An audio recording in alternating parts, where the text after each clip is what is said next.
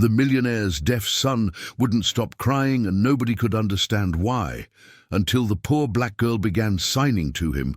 What she revealed left everyone speechless and changed everything. Before we dive into the story, drop a comment below and tell us where you're watching from. Enjoy the story. The tears started at breakfast, and they didn't stop.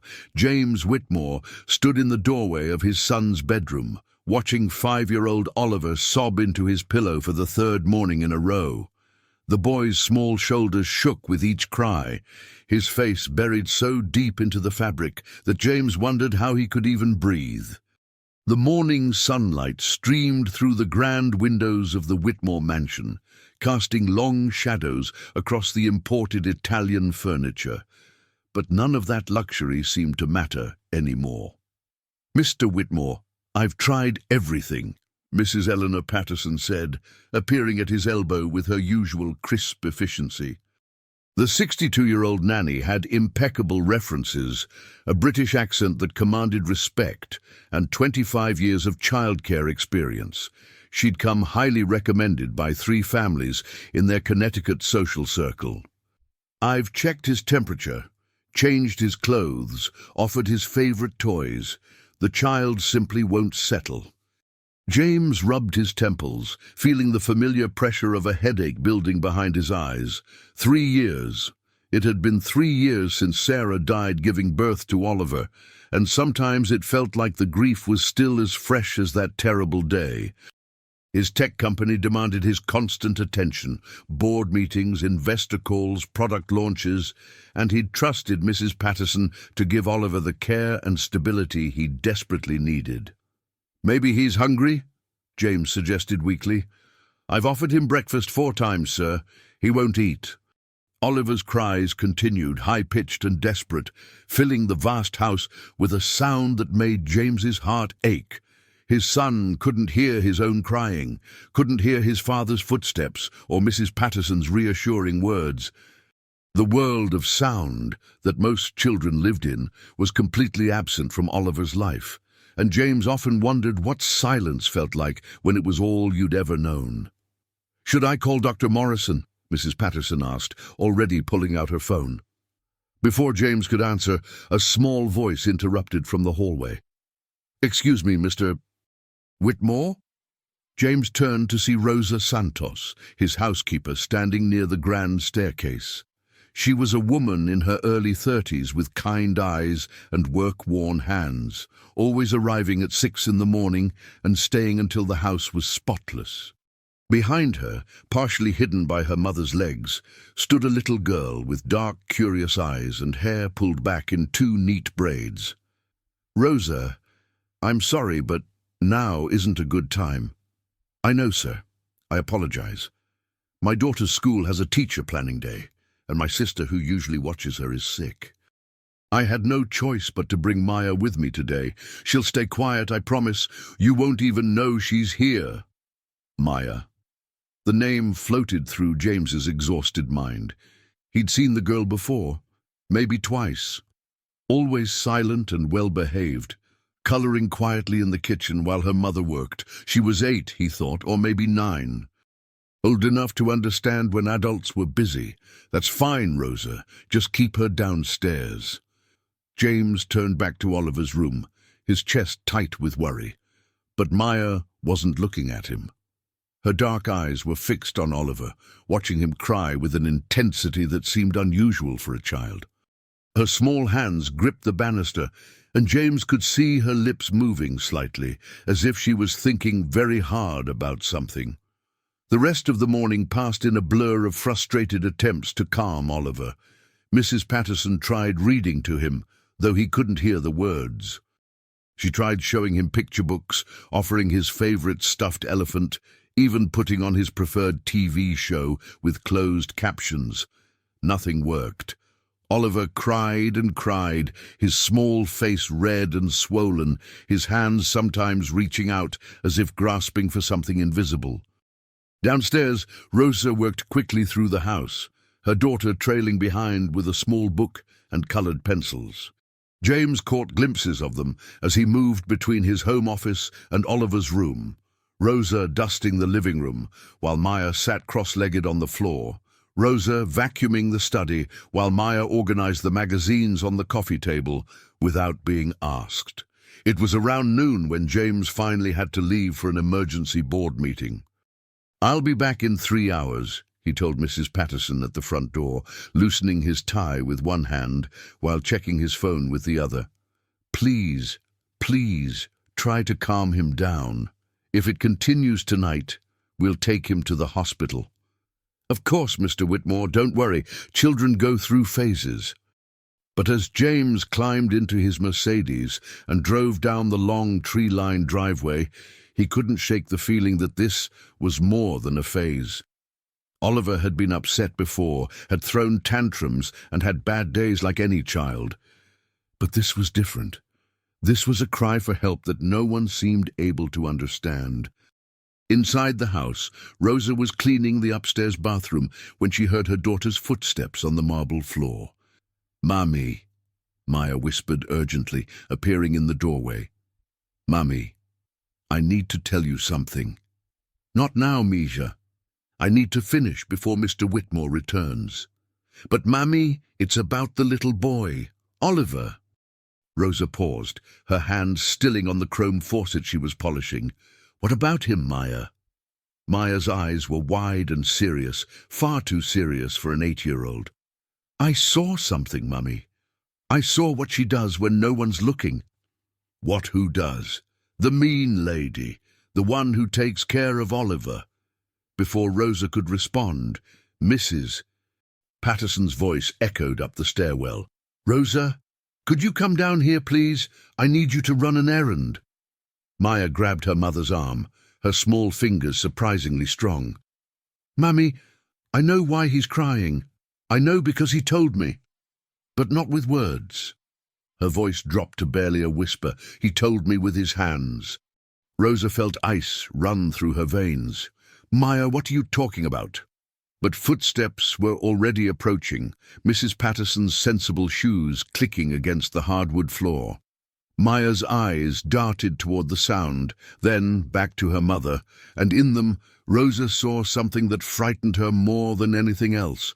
She saw fear. "We'll talk later," Rosa mouthed, but Maya was already backing away, her small face pale. That evening, after Mr. Whitmore returned home and dismissed them for the day, Rosa and Maya walked the 6 blocks to the bus stop. The October air was crisp, and fallen leaves crunched under their feet. Maya hadn't said a word since that moment in the bathroom, but Rosa could feel her daughter's tension like a living thing. "Okay, Misha," Rosa said, as they waited at the empty bus stop. "Tell me, what did you see?" Maya looked up at her mother, and in the dimming light her eyes shimmered with unshed tears. "Remember Abuela Ruth, Mummy? Remember how I used to talk to her with my hands before she died?" Rosa's breath caught. Her mother had lost her hearing in her 50s, and Maya had been the only one patient enough to learn sign language to communicate with her. For 2 years before Ruth passed away, grandmother and granddaughter had shared a secret language that no one else in the family understood. "I remember, baby. Oliver knows those hand signs too, Mummy, and today, when everyone was busy, I went near his room, and Maya's voice cracked. "I asked him in hand signs why he was crying. And, Mammy, what he told me." The bus arrived with a hiss of air brakes, but Rosa barely noticed. She knelt down on the sidewalk, gripping her daughter's shoulders. "Maya, what did he tell you?" Maya's tears finally spilled over, running down her cheeks in hot streams. "He's scared, Mummy. He's so scared, and it's because of her.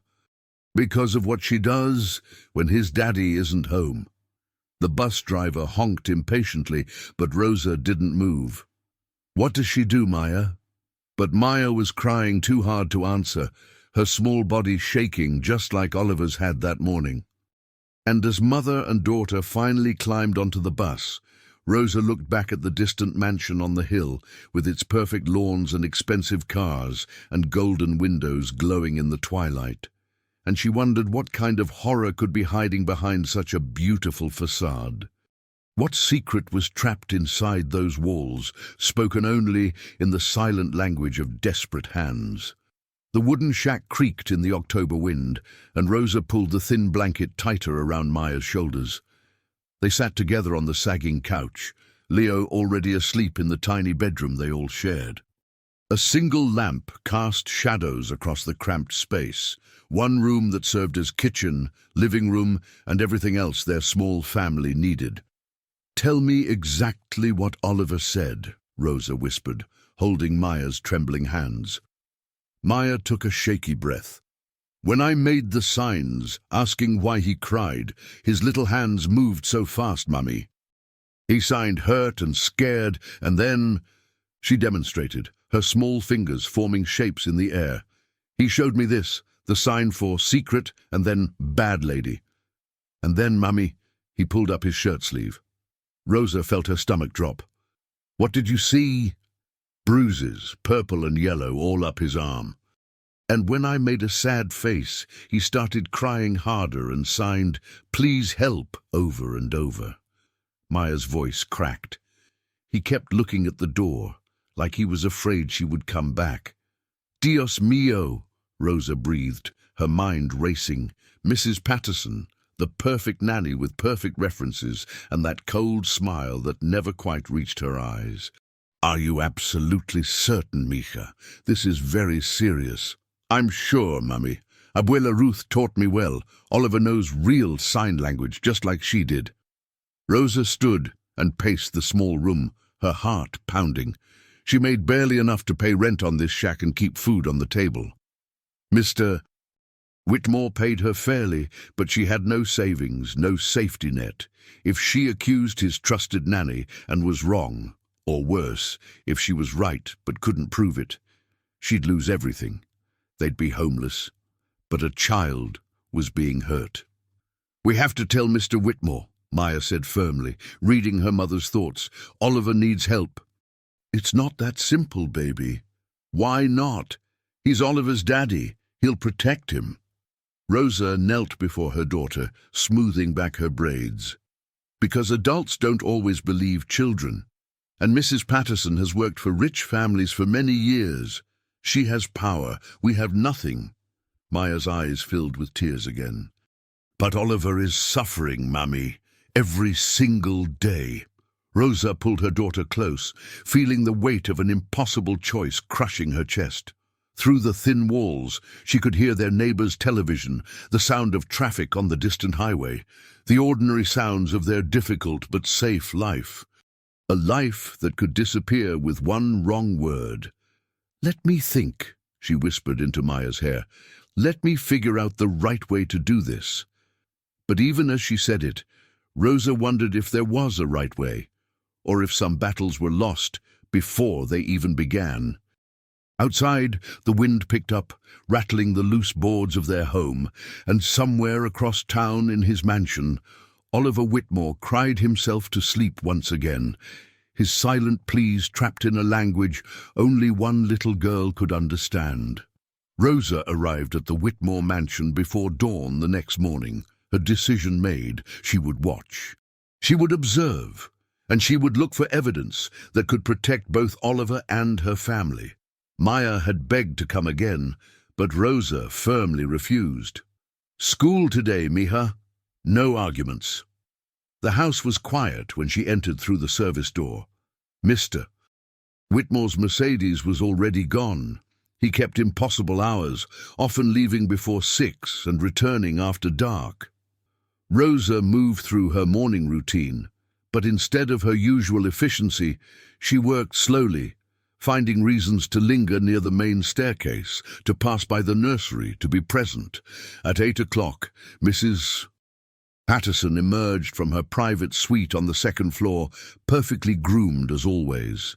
Her grey hair was swept into an elegant bun, her navy cardigan pressed and spotless. She looked like everyone's dream grandmother. "Good morning, Rosa," she said coolly. "I trust you won't be bringing your daughter again?" The child was quite disruptive yesterday. Rosa kept her voice neutral. "She had nowhere else to go, Mrs. Patterson. It won't happen again." "See that it doesn't," Mr. Whitmore pays you to clean, not to run a daycare." Rosa watched Mrs. Patterson glide toward Oliver's room, her posture straight, her movements graceful. Nothing about her suggested cruelty, nothing visible anyway. The morning passed with agonizing slowness. Rosa dusted the same bookshelf 3 times, reorganized the linen closet twice, anything to stay upstairs. Through Oliver's closed door, she heard nothing unusual, no crying, no sounds of distress, just silence. Maybe Maya had been wrong. Maybe the bruises were from a fall, a childhood accident misinterpreted by an 8-year-old's imagination. But then, around 11, Rosa was cleaning the hallway bathroom when she heard it. Not a cry, but a sharp intake of breath, a whimper, and Mrs. Patterson's voice low and harsh. "Stop that snivelling, you spoiled brat! Your father's not here to baby you." Rosa's hands froze on the sink. She moved silently to the bathroom door, leaving it open just a crack. "I said stop." Mrs. Patterson's voice again, followed by a sound Rosa knew too well, the smack of hand against skin. "Don't you dare cry! Don't you dare!" Rosa's heart hammered so hard she thought it might burst. She should march in there, she should stop it, but her feet wouldn't move, her mouth wouldn't open, because she was terrified. The sounds stopped. A door closed. Rosa stood paralyzed in the bathroom, shame burning through her veins like acid. She'd heard it. She'd heard the abuse happen, and she'd done nothing. When she finally gathered the courage to move, Mrs. Patterson was descending the stairs, her face serene. "Rosa, I'm going out for lunch. I'll be back at 2. See that you finish the upstairs by then." "Yes, ma'am," Rosa whispered. The front door clicked shut. The house fell silent. Rosa climbed the stairs with shaking legs and knocked softly on Oliver's door. No answer, of course. She opened it carefully. Oliver sat on his bed, his little face streaked with tears, his arms wrapped around his favorite elephant. When he saw Rosa, he didn't react, couldn't hear her enter, couldn't know if she was friend or foe. Rosa approached slowly, making sure he could see her. She smiled gently and knelt beside the bed. Oliver watched her with huge, wary eyes. She didn't know sign language. She didn't know how to tell him she was sorry, that she wanted to help, that someone finally believed he was in pain. So she did the only thing she could. She opened her arms in invitation. For a long moment Oliver stared at her. Then slowly he crawled into her embrace and buried his face in her shoulder. His small body shook with silent sobs, and Rosa held him, rocking gently, tears streaming down her own face. She'd heard it now, she had her evidence. But what could she possibly do with it? James Whitmore noticed the change on Thursday afternoon. He'd come home early, a rare occurrence, and found Oliver in the living room, actually playing, not crying, not hiding, but sitting on the carpet with his toys, building something with his blocks. And beside him, also playing, was Rosa's daughter. "Mr. Whitmore." Rosa appeared from the kitchen, her face flushed. "I'm so sorry, sir. The school called. There's a plumbing issue. Class is dismissed early. My sister still isn't well, and I had no one." "It's fine, Rosa." James surprised himself with the words. "Actually, it's more than fine. Oliver seems happy." They both looked at the children. Maya was showing Oliver how to stack blocks in a pattern, and Oliver was watching her intently, copying her movements. When he successfully replicated her design, Maya clapped her hands and gave him a bright smile. Oliver's face, his precious, usually tear-stained face, broke into a grin. "She has a gift with children," James said softly. "Maya's always been gentle," Rosa replied, her voice careful. "She understands what it's like to be different, to not fit in." James glanced at her. "How so?" Rosa hesitated, then gestured to the shack they lived in. "We're not from this world, Mr. Whitmore. Maya gets teased at school for her second-hand clothes, for not having a father, for being poor. She knows what it feels like to be isolated." Something in James's chest tightened. He'd been so consumed by his own grief and his company's demands that he'd never really thought about Rosa's life. She was just the housekeeper, a fixture in his house, as invisible as the furniture. But she was a person, a mother, someone struggling just like he was. "Where's Mrs. Patterson?" James asked, looking around. "Running errands, sir. She'll be back soon." As if summoned by her name, the front door opened and Mrs. Patterson swept in with shopping bags. Her smile faltered when she saw the scene in the living room. "Mr. Whitmore, you're home early." Her eyes shifted to Maya. "And I see we have a visitor again." "Oliver seems to enjoy Maya's company," James said. "Children his age need structure and routine, not play dates." Mrs. Patterson's tone was pleasant, but her eyes were cold. "Especially special needs children. Too much stimulation can be overwhelming." James frowned. "He doesn't look overwhelmed. He looks happy." "With respect, sir, I have 25 years of childcare experience. I know what's best for Oliver." The temperature in the room seemed to drop. Rosa quickly moved to collect Maya. "Come, Mia. Time to finish our work." Maya stood reluctantly, but before leaving, she turned to Oliver and made a series of quick gestures with her hands. Oliver's eyes widened and he gestured back, a simple wave. But there was something more in his small fingers, some message James couldn't decipher. "What was that?" James asked. "Oh, just children's games," Mrs. Patterson said quickly, already steering Oliver toward the stairs.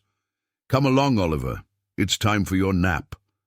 But James had seen the look that passed between Mrs. Patterson and Maya. It wasn't imagination, it was something darker, it was warning. That evening, after Rosa and Maya left, James sat in his study reviewing contracts, but his mind kept drifting. Oliver hadn't cried once that afternoon. For the first time in weeks, his son had seemed like a normal, happy child. What was different? What had changed? The image came back to him. Maya and Oliver on the floor, her hands moving in those strange gestures, his son actually smiling. And Mrs. Patterson's face when she saw them together, not pleased or indifferent, but almost threatened. James shook his head, trying to dismiss the thought. Mrs. Patterson was perfect. Her references were impeccable. She came from an agency that served only the wealthiest families in Connecticut. But then why did Oliver cry every morning? Why did his son, who couldn't hear the world around him, seem perpetually terrified in his own home? James picked up his phone and pulled up the contact for the agency that had placed Mrs. Patterson. His finger hovered over the call button. Then he set the phone down. He was being paranoid. Grief and stress were making him see problems where none existed. But upstairs in his locked bedroom, Oliver Whitmore hugged his elephant tight and stared at the ceiling, counting the hours until morning when the bad lady would come back. When the pain would start again, and all he could think about was the kind girl with the gentle hands, the one who understood his secret language, the one who'd signed to him that afternoon. "I'm going to help you. I promise. Be brave." If only his daddy could understand too. It happened on Friday, and Maya saw everything. Rosa had brought her daughter to work again, this time with Mr. Whitmore's explicit permission. "Oliver responds well to Maya," he'd said that morning. "Perhaps she could visit a few hours after school. I'll pay you extra, of course." Rosa had been so surprised she'd almost dropped the laundry basket. "That's very kind, sir. It's practical. My son deserves to be happy." So Maya came at 3 o'clock, her backpack still on her shoulders, her eyes bright with purpose. Rosa had warned her sternly, "You're here to play with Oliver, nothing else. Don't cause trouble, don't make waves." But Maya had already made a promise, and 8-year-olds took promises seriously. Mrs. Patterson was in the kitchen preparing Oliver's dinner when Maya arrived. "Hello, Maya," she said with that cold smile. "Oliver is in his playroom. I trust you'll keep him occupied and quiet." "Yes, ma'am," Maya said politely. The playroom was on the 2nd floor, a beautiful space filled with expensive toys and educational materials. Oliver sat at a small table, working on a puzzle. When he saw Maya, his face transformed. He stood and ran to her, his small hands moving rapidly in sign language. Maya signed back, "Hello, friend. Are you okay today?" Oliver's hands moved. "She was mean this morning, pulled my ear, called me stupid." Maya felt anger burn in her chest, hot and fierce. "Did you tell your daddy?" Oliver's signs became agitated. "Can't, don't know how. He doesn't understand hands like you."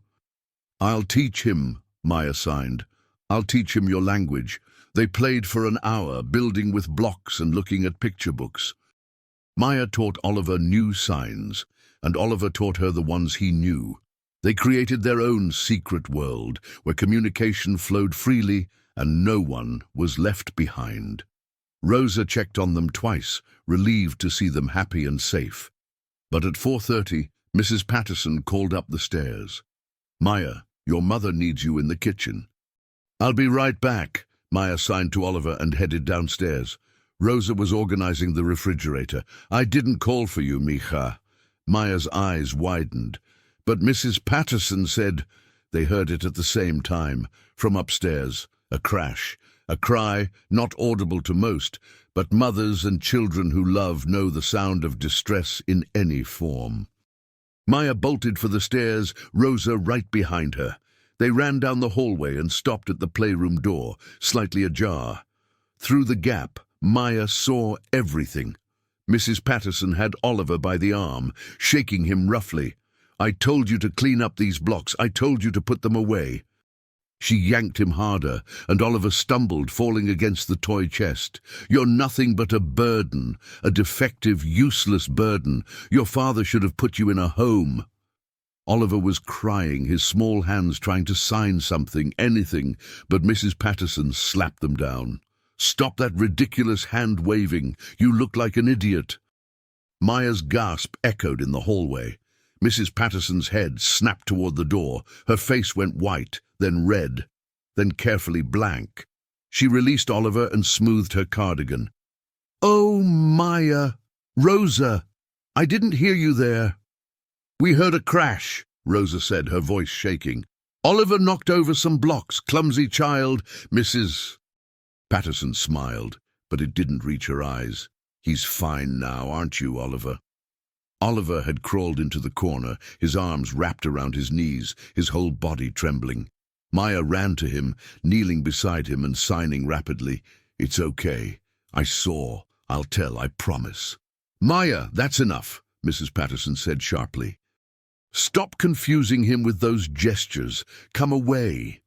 "She's not confusing him," Maya said, her voice stronger than Rosa had ever heard it. "She's talking to him, in his language, the language you refuse to learn." The air in the room crackled with tension. "Rosa, I think it's time for you and your daughter to leave," Mrs. Patterson said coldly. "You've overstayed your welcome today." Rosa grabbed Maya's hand, pulling her up. "Come, mija, now." "But, Mummy?" "Now." They left the playroom, but as they walked down the hallway, Maya looked back. Oliver stood at the door, his little face streaked with tears, his hands forming one desperate sign, "Help!" Rosa confronted Mrs. Patterson the next morning. She had to. Maya had cried all night, begging her mother to tell Mr. Whitmore what they'd seen. Rosa had lain awake until dawn, rehearsing the words, building her courage. Mr. Whitmore had already left for the office when Rosa arrived. Mrs. Patterson was in the breakfast room, drinking tea and reading the newspaper like she didn't have a care in the world. "Mrs. Patterson, we need to talk." The older woman looked up, her expression bored. "About what, Rosa?" "About Oliver, about what my daughter and I saw yesterday." Mrs. Patterson set down her teacup with careful precision. "And what exactly do you think you saw?" "I saw you hurting him, shaking him, calling him terrible names." "Did you?" Mrs. Patterson's voice was calm, almost amused. "Or did you see a frustrated caregiver trying to teach a difficult child proper behavior? He's not difficult, he's deaf. He's spoiled and undisciplined." His father indulges him because of guilt over his mother's death. But I know better. Children need structure, consequences, boundaries. Rosa's hands clenched into fists. Boundaries are not bruises, Mrs. Patterson. Not fear. Something cold flickered in the older woman's eyes. Be very careful with your accusations, Rosa. You're a housekeeper with no education, no credentials, living in a shack with 2 children and no husband. I am a professional with 25 years of impeccable service to some of the most prominent families in Connecticut. I know what I saw. And who would believe you? Mrs. Patterson stood, her height imposing. You're nobody. You're nothing. If you go to Mr. Whitmore with these fantasies, I will deny everything. I will tell him you're trying to extort money from him, that you're fabricating stories to create drama. I will ensure you never work in a decent home again. I will make absolutely certain that you and your children end up homeless. Rosa felt ice flood her veins. You can't I? I have connections, Rosa. I have friends in agencies all over this state. One phone call from me and you'll be unemployable. Your references will be destroyed. Your reputation will be ruined. Mrs. Patterson stepped closer, her voice dropping to a whisper. And what will happen to your children then? Where will little Maya sleep when you can't pay rent? What will she eat when you can't buy food? Will you sacrifice your own children to save someone else's? Rosa's breath came in short gasps. She thought of Maya and Leo, of their small faces, their trust that Mammy would keep them safe. She thought of the rent due in 2 weeks, the empty refrigerator, the electricity bill sitting unpaid on the kitchen counter. She thought of Oliver's tears. Leave this alone, Mrs. Patterson said softly. You saw nothing yesterday. It was a misunderstanding. Oliver fell while playing, that's all. Do we understand each other? Rosa wanted to be brave. She wanted to stand firm, but she was so tired, so scared, so utterly powerless. Yes, she whispered. We understand each other. Mrs. Patterson smiled. Excellent. Now go clean the upstairs bathrooms. I believe you have work to do. Rosa climbed the stairs with tears streaming down her face, her heart shattered into pieces. She was a coward. She was abandoning a helpless child to save her own. But what choice did she have? At the top of the stairs, she passed Oliver's room. The door was open. Inside, the little boy sat on his bed, staring out the window at nothing. He looked so small, so impossibly small. Rosa closed her eyes and kept walking. That afternoon, Oliver's crying was worse than ever. It echoed through the mansion, a sound of pure despair that made the walls themselves seem to weep. Mr. Whitmore came home early, his face haggard with worry. I'm calling Dr. Morrison, he announced. This can't continue. Something is seriously wrong. Perhaps it's his hearing, Mrs. Patterson suggested smoothly. Perhaps the condition is progressing, causing pain. The doctor should run tests. James nodded, pulling out his phone. I'll schedule an emergency appointment. Rosa cleaned the study, listening to them make plans, and said nothing. She'd made her choice. She'd chosen survival over justice. She just wished it didn't feel so much like damnation. Outside, storm clouds gathered over Connecticut, dark and heavy with rain. And in that mansion on the hill, a 5-year-old boy cried and cried, his desperate hands signing words no one would ever read, his silent screams unheard by the one person who could save him.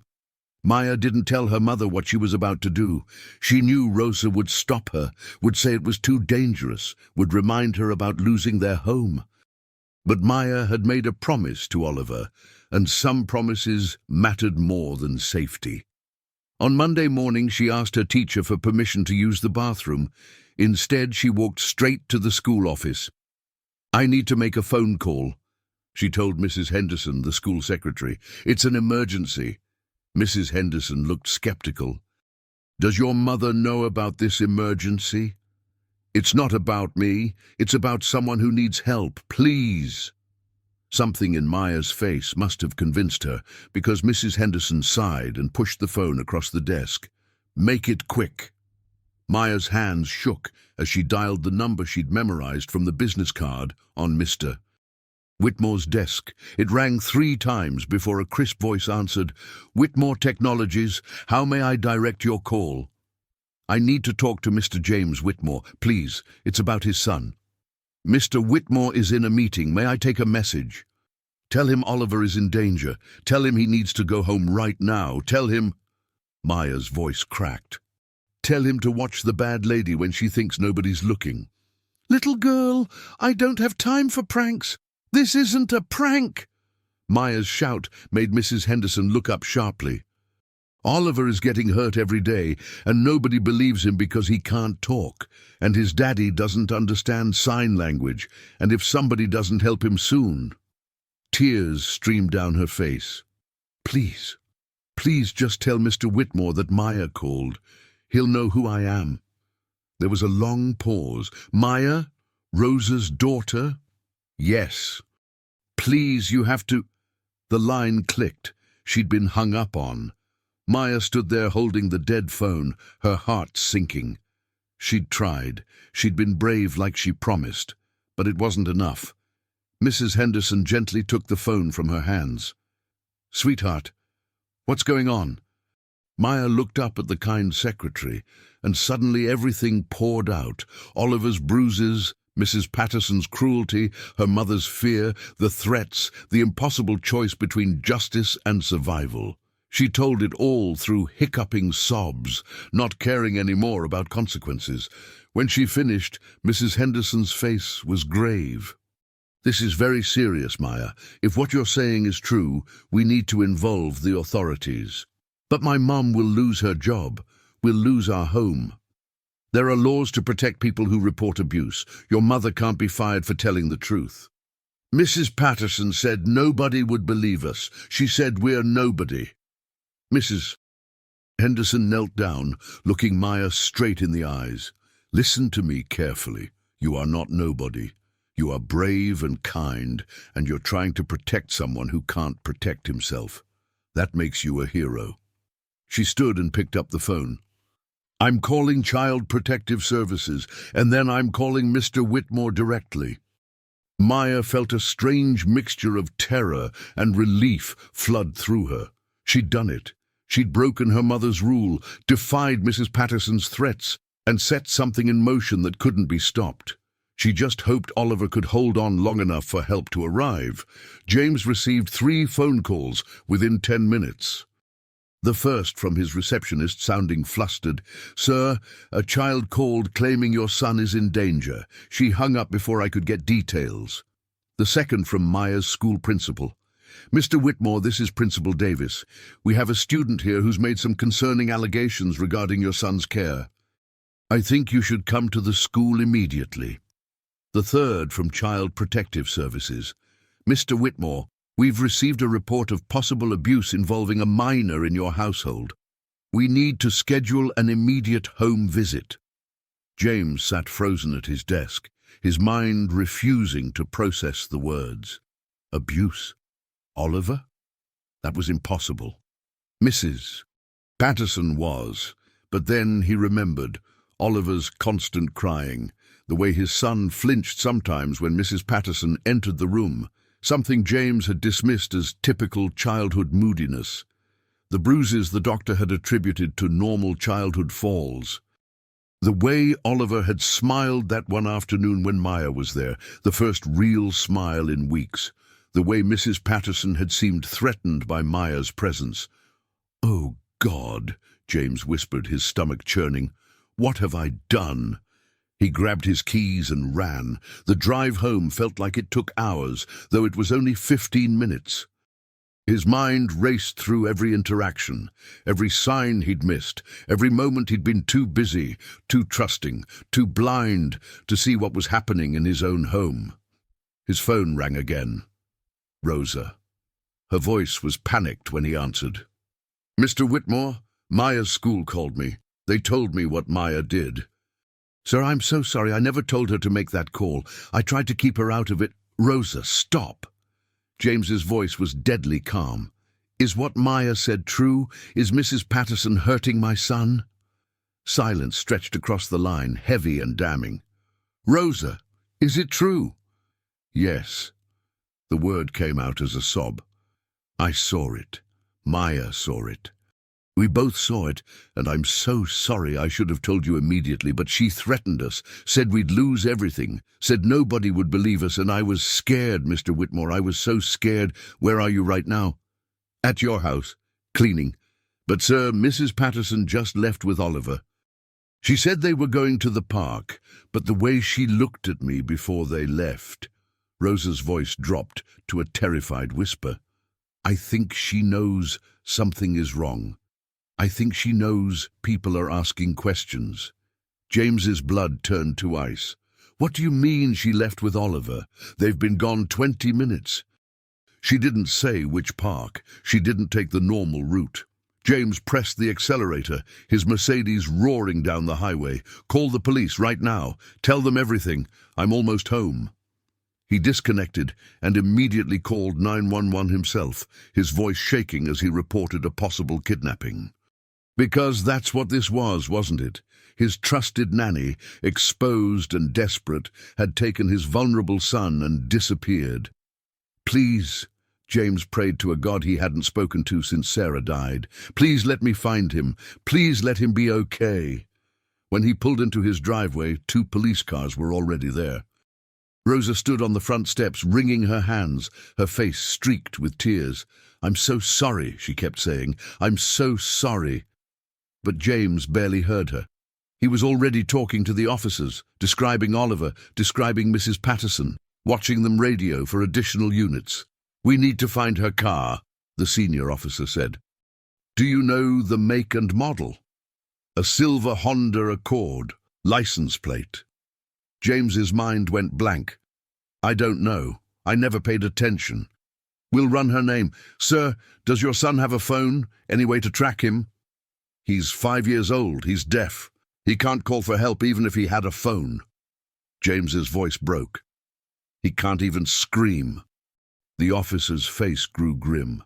"We'll put out an Amber Alert immediately." As the police mobilized, James sank onto the steps beside Rosa. For the first time in 3 years, since the day Sarah died, he let himself cry. Not the quiet, dignified tears of a businessman who had to hold it together, but the broken, desperate tears of a father who'd failed his child in the worst possible way. "I didn't see it," he whispered. "I was right there, every day, and I didn't see it." Rosa put a tentative hand on his shoulder. "She was very good at hiding, Mr. Whitmore, very good at pretending, but Maya saw it. An 8-year-old child saw what I was too blind to see. Maya has known suffering. She recognizes it in others." James looked at Rosa, really looked at her for the first time. This woman who cleaned his house, who lived in poverty, who'd been threatened into silence, but whose daughter had been braver than any adult. "If we find him," James said hoarsely, "if we get Oliver back safely, I swear to you, Rosa, I swear on my son's life, I'll never be blind again." Somewhere across town, in a car driving too fast toward the state border, Oliver Whitmore watched the trees blur past and wondered if the kind girl with the gentle hands would remember him after he was gone. The Amber Alert went out at 2:47 p.m.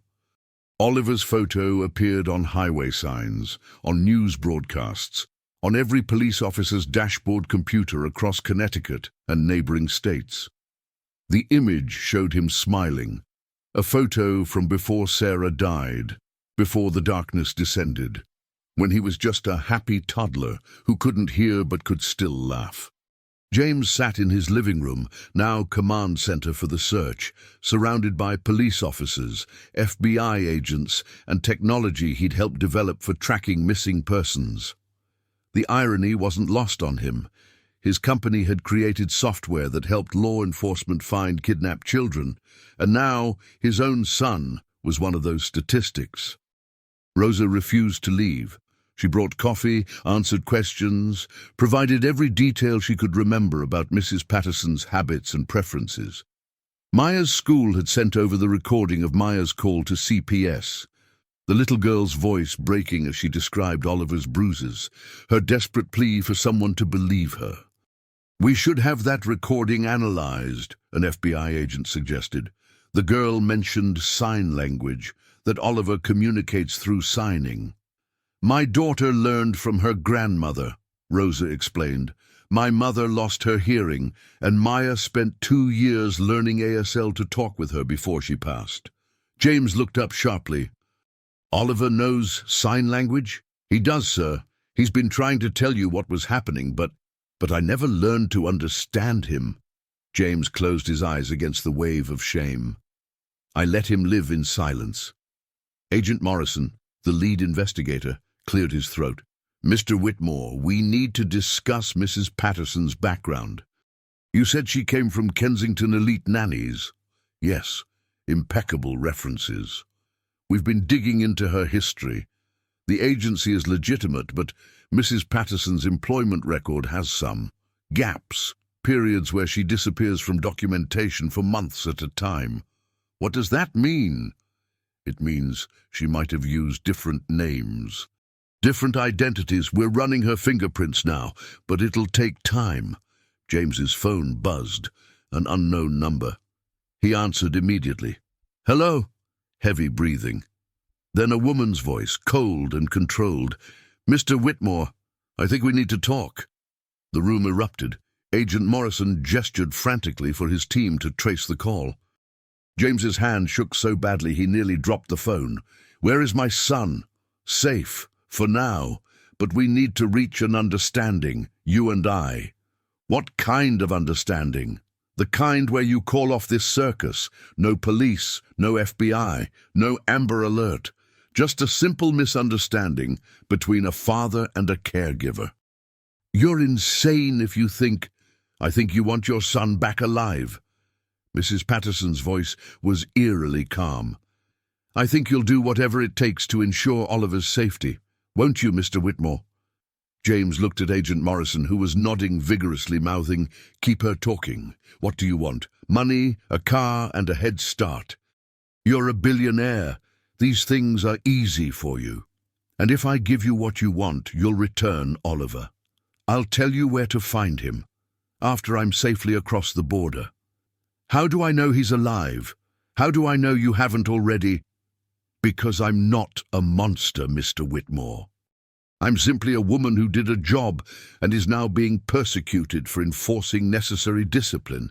That child needed structure, and instead everyone wants to paint me as some kind of villain."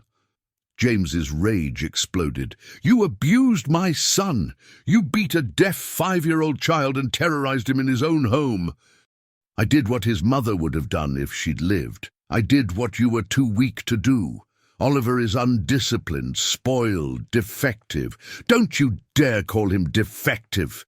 Mrs. Patterson laughed, a chilling sound. "The truth hurts, doesn't it?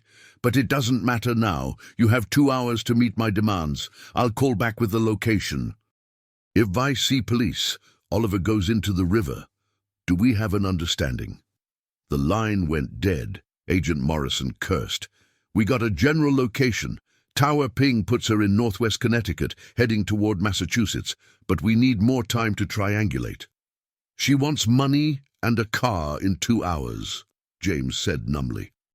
"And if I don't comply, we'll find them before that deadline. We have every officer in 3 states looking. Someone will spot that car." But as the afternoon stretched into evening and no sightings were reported, James began to lose hope. Mrs. Patterson was smart. She'd probably ditched the Honda, stolen another car, changed her appearance.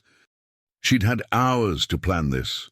And Oliver, sweet, innocent Oliver, who'd never done anything to deserve this nightmare, was trapped with a monster who saw him as nothing more than a bargaining chip. Rosa brought James another cup of coffee he wouldn't drink. "Mr. Whitmore, Maya's school let her come. She's in the kitchen. She's asking if there's anything she can do to help." James looked up at this woman who'd risked everything, whose daughter had shown more courage than he'd ever possessed. "Bring her here." Maya appeared moments later, her eyes red-rimmed from crying. Her small hands clutched together. She looked terrified, but determined. "Maya," James said gently, "tell me about Oliver. Tell me everything he said to you in sign language, every single thing. Maybe there's something, some clue we've missed." Maya nodded and began to sign and speak simultaneously, translating Oliver's secret messages, his desperate pleas, his descriptions of the abuse. And as she spoke, as her hands moved through the shapes of suffering and fear, James Whitmore learned his son's language too late, every word a knife through his heart. But in those signs, in those careful, painful translations, was there something that could save Oliver's life? It was Leo who saved everything, though he didn't know it.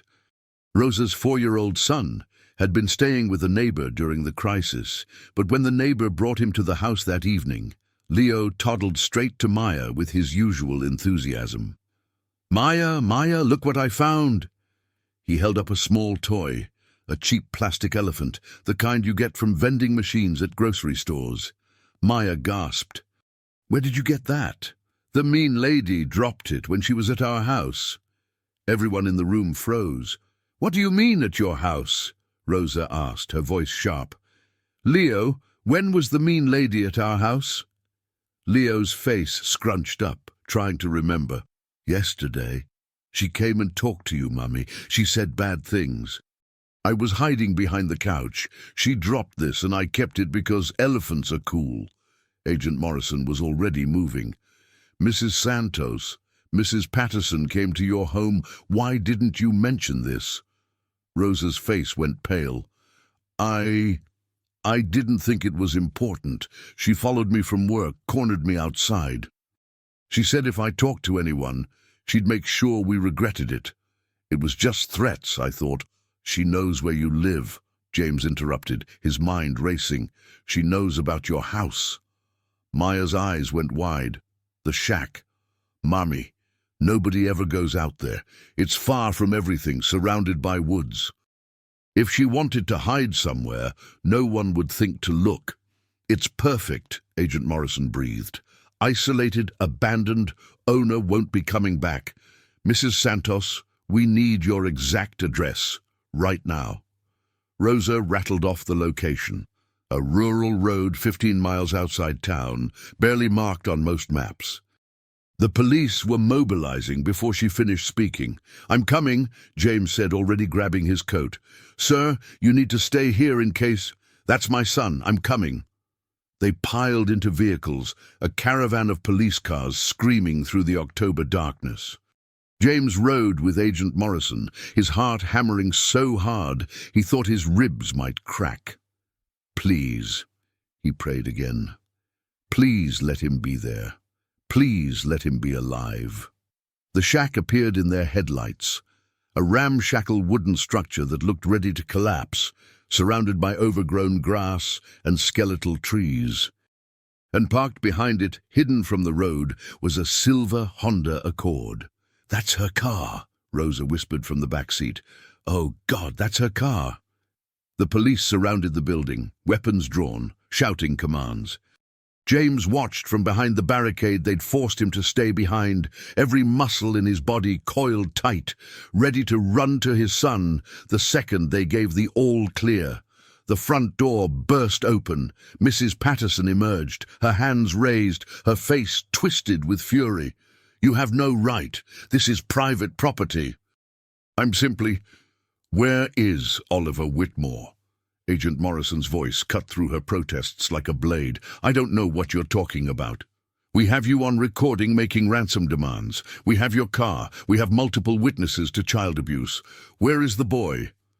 Mrs. Patterson's expression shifted, became calculating.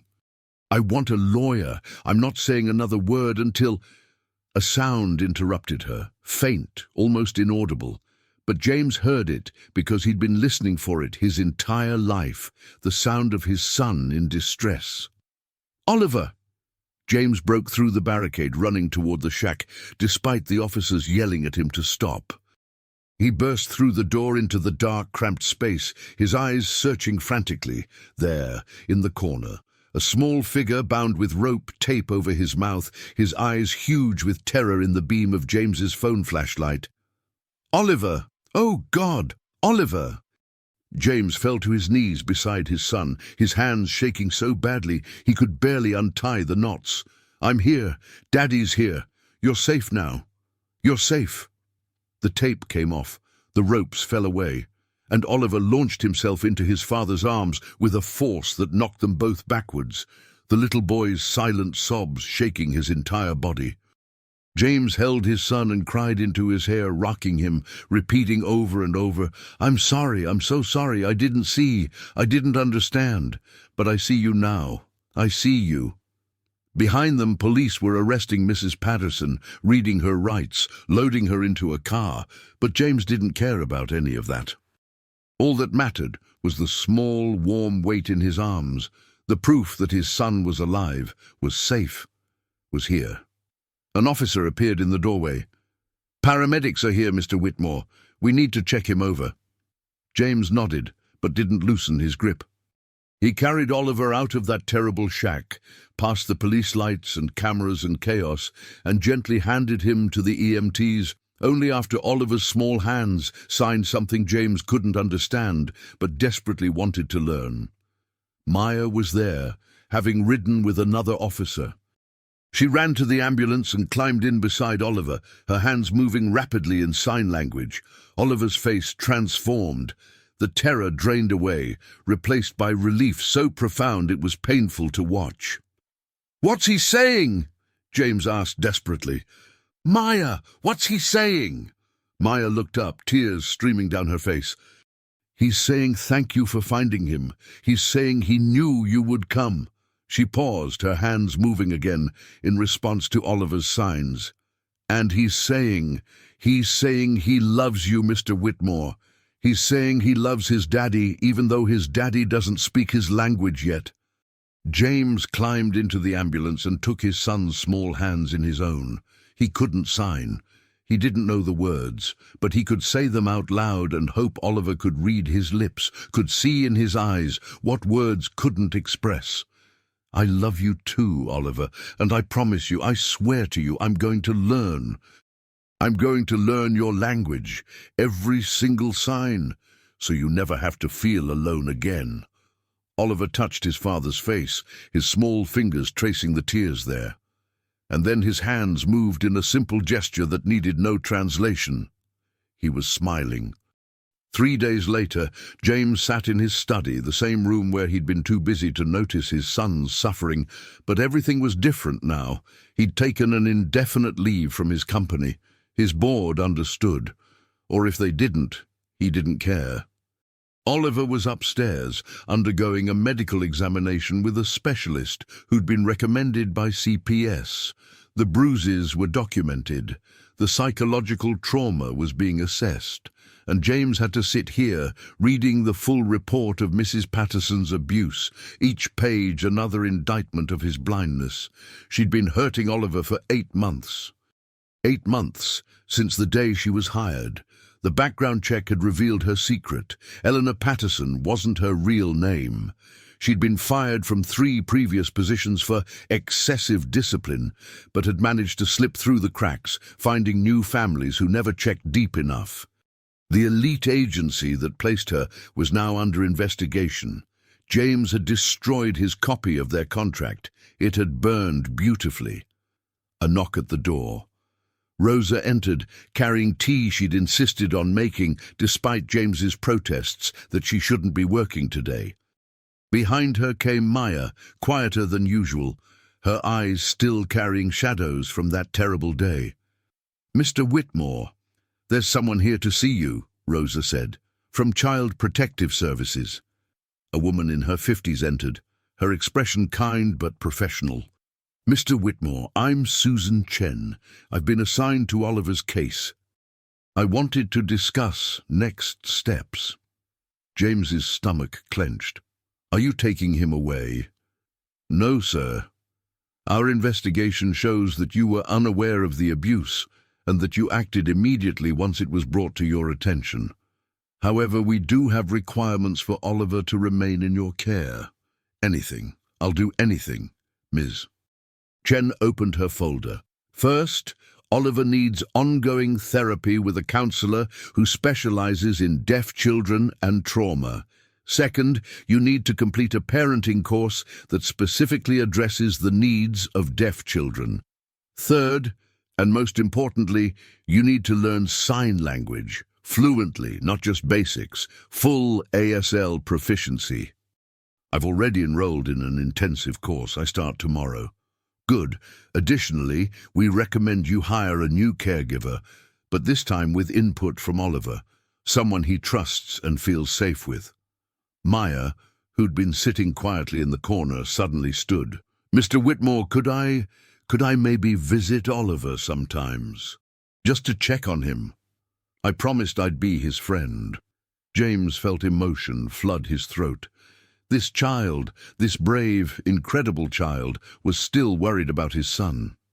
Maya, I was hoping to ask you something, and Rosa, I need to speak with you both. Mother and daughter exchanged glances. I want to hire you both, James said. Not as housekeeper, Rosa, as Oliver's full-time nanny, with proper salary, benefits, healthcare for your entire family. And Maya, I want to pay for you to take advanced ASL courses to become Oliver's official interpreter and companion, with your mother's permission, of course.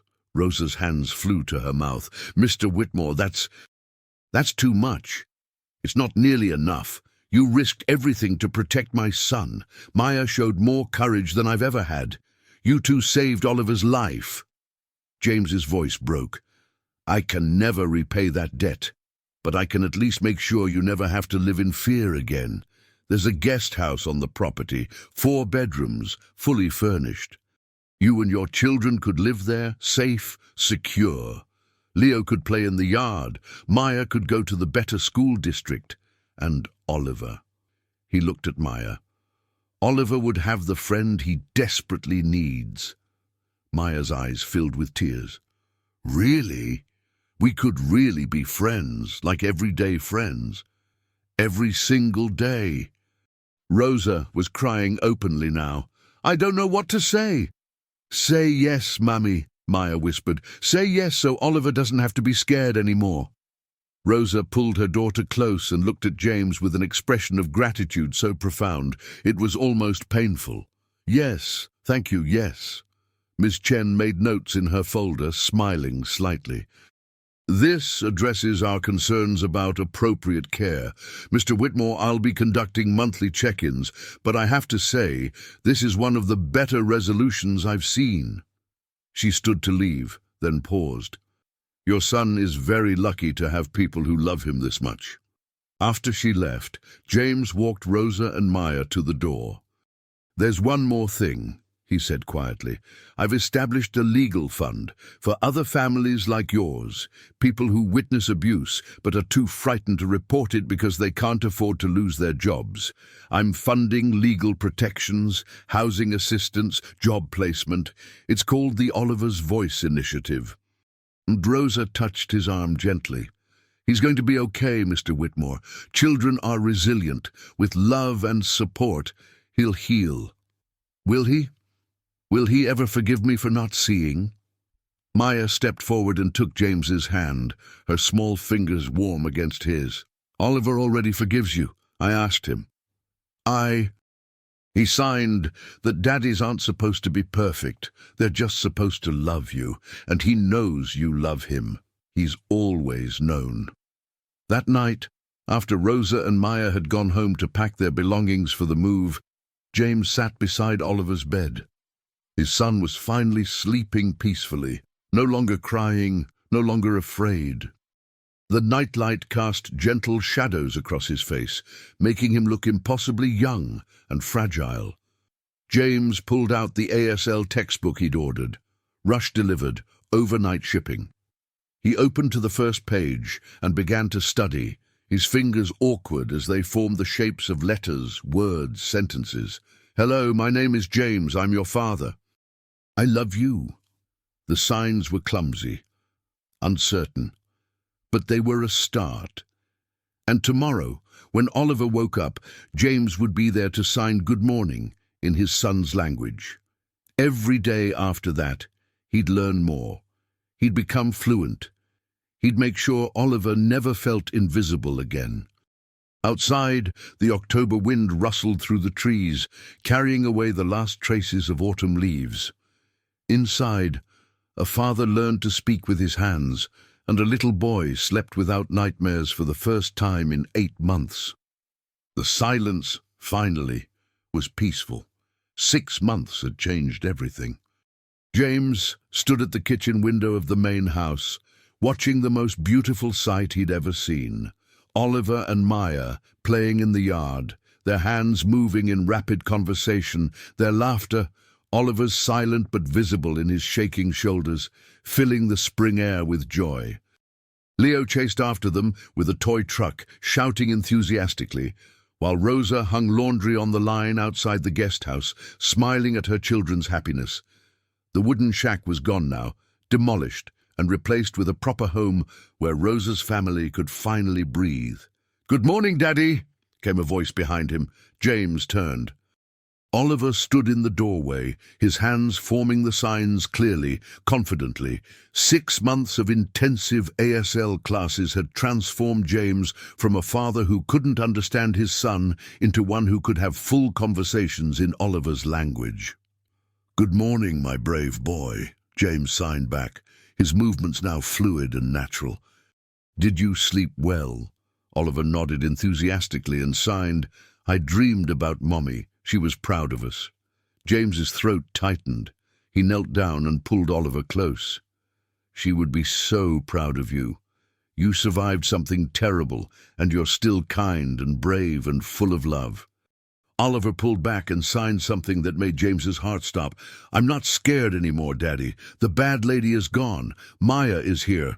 You speak my words now. I'm happy." Simple words, simple signs, but they carried the weight of a miracle. The doorbell rang.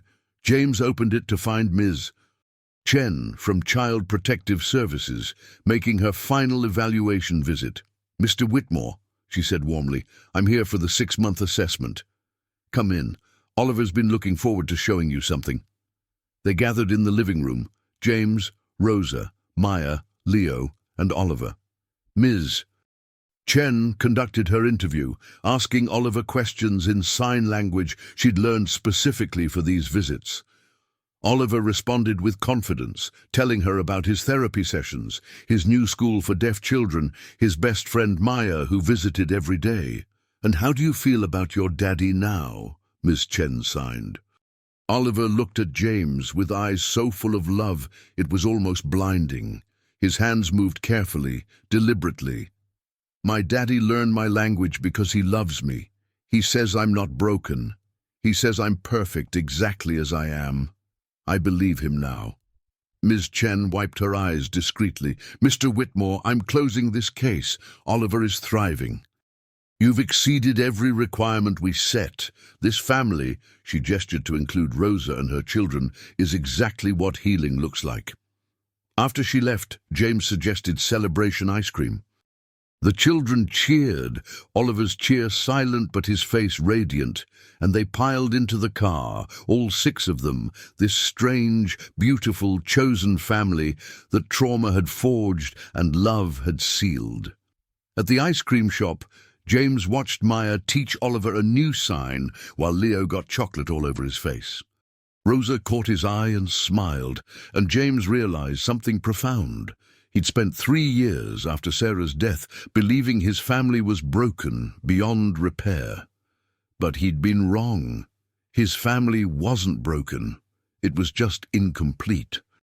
And now, with Rosa's strength, Maya's courage, and Leo's innocent joy filling the spaces grief had left hollow, they were whole again. That evening, James tucked Oliver into bed. His son's hands moved in the dim light. "Daddy, can I tell you a secret?" "Always. When the bad lady took me away, I was very scared. But I remembered what Maya signed. She promised someone would come. She promised I just had to be brave a little longer. Oliver's small hands trembled slightly. And you came. You found me. Just like she promised. James kissed his son's forehead. I will always find you. Always. And Oliver, you're the bravest person I know. Oliver smiled and signed one more thing before closing his eyes. I love you, Daddy, in every language. As James left the room, he found Maya waiting in the hallway. The 8-year-old who'd saved his son looked up at him seriously. Mr. Whitmore, can I ask you something? Anything, Maya. When I grow up, I want to be an interpreter. For deaf kids like Oliver, so they never have to feel alone. Do you think I could do that? James knelt down to her level, signing as he spoke so she could learn. Maya, you already are that person. You gave Oliver his voice when no one else would listen. You're going to change the world. She hugged him, suddenly, fiercely. Thank you for believing me. For believing us. No, James whispered into her hair. Thank you for being brave enough to speak when I was too blind to see. Later, alone in his study, James opened his laptop and recorded a video message for the Oliver's Voice Initiative website. His hands moved as he spoke, signing and talking simultaneously. My name is James Whitmore. 6 months ago, I almost lost my son because I didn't understand his language, because I trusted the wrong person, because I was too busy, too distracted, too privileged to see what was happening in my own home. An 8-year-old girl named Maya Santos saw what I couldn't. She spoke up when it was dangerous. She saved my son's life. This foundation exists to protect people like Maya and her mother Rosa, people who witness abuse but fear reporting it because they can't afford the consequences. No one should have to choose between justice and survival. No child should suffer in silence, and every parent should learn to truly see their children, to speak their language, whatever that language may be. He posted the video and closed his laptop. Through the window, he could see the guest house lights glowing warm in the darkness, his extended family safe and sound. The silence in his home wasn't empty anymore. It was full of love, of healing, of second chances, of the quiet peace that comes when broken things are finally, beautifully mended. Oliver's tears had been silent, but his story, their story, would echo loud enough for the whole world to hear.